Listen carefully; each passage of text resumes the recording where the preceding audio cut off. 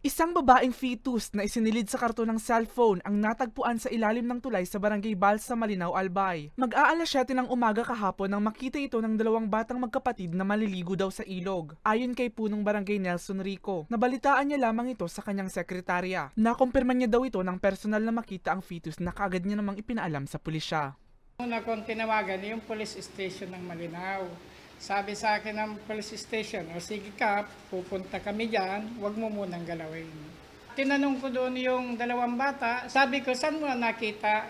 Doon sa may bato, sa yung tabi ng ilog, nakasampa doon sa ibabaw ng bato, at saka kinuha nila, linigay nila doon sa buwangin.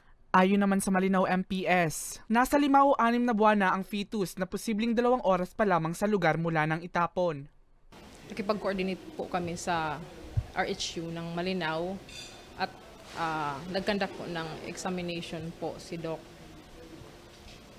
doon sa fetus at napag-alaman po na 20 to 25 weeks na po itong fetus pong ito. And yung time of death niya is around 5 a.m. in the morning. Yan po kasi fresh pa po yung fetus po nang nakita po ng mga residents po ng Balsa.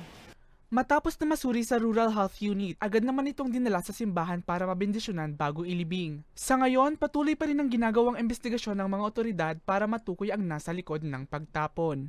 Para sa mga balitang tatak, Bicol, Mel Moral.